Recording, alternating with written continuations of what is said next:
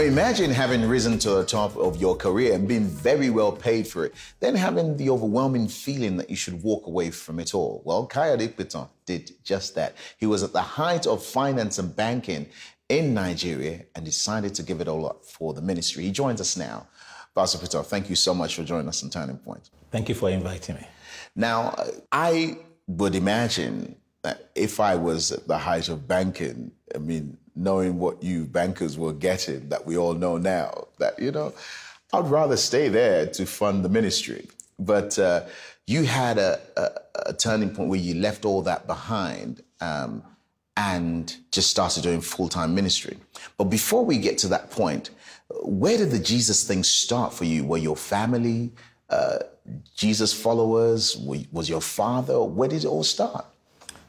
Thank you very much. It's very interesting. It started about 30 years ago.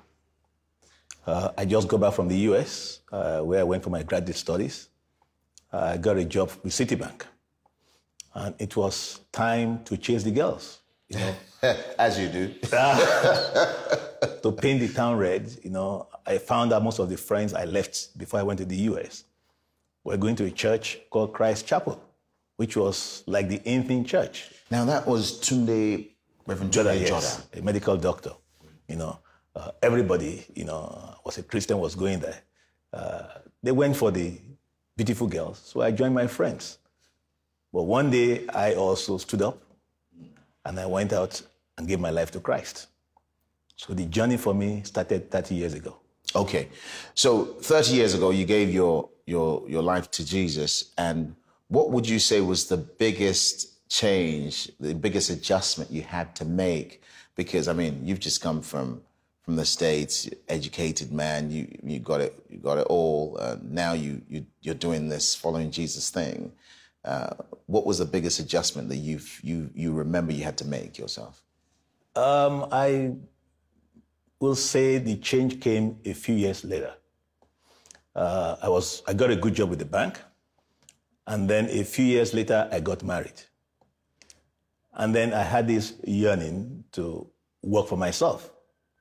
So I left the job and set up a finance house. And that was doing well until 1993. There was a crisis, you know. The whole industry was in tumult. I lost then about $3 million. As a young man with a family, you know, with $3 million debt, you know, I knew I had to do something. So I felt if I knew God more and prayed more, maybe God will help me.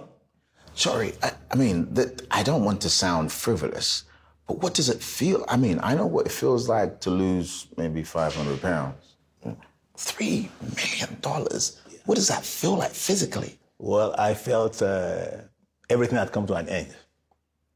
If you looked ahead of you, there was no future. You know, it was all problems, you know.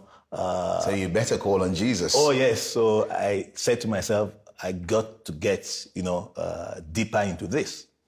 So, but you're already in church. I was already in church. But this crisis meant you decided we need to dig deep. Oh, yes. So I approached my pastor, you know, and I told him I wanted to go to the seminary.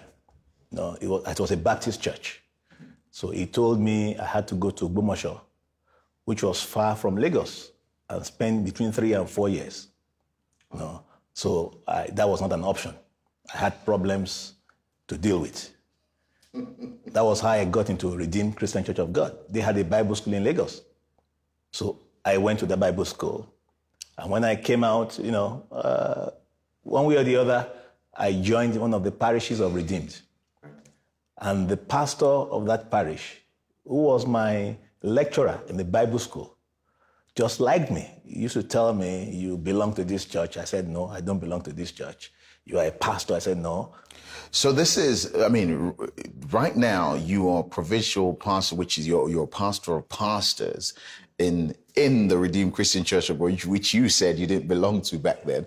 But you were just looking for something deeper to help solve this immediate problem.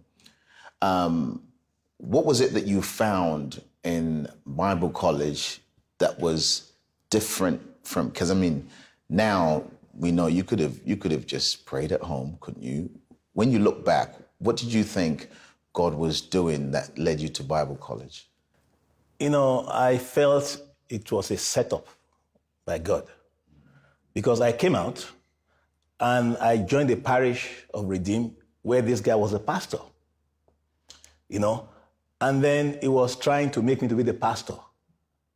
I was resisting him. Then he came one day, he announced my name as the pastor, and that after 2 Sundays, I would take over formally from him because he had been promoted. But the thing that actually shook me was that he died before I took over. He went to Port Harcourt on a business trip. He never came back. So my first job as a pastor 20 years ago was to arrange his funeral. And that changed my life. So I had a church given to me by a pastor who was dead. I was new to the church. They didn't know what to do with me. So they had to go and ask the general overseer, we have a new guy who has just joined us. The man who made him pastor is dead. What do we do with him? Wow. So that was how I became pastor. Pastor, I'm really intrigued to know what happened next, because I mean, from $3 million debt to being railroaded into ministry, and then here we are now, a provincial pastor, and the great work that's been done, not just in church but also out of church. Really interested to know more about that.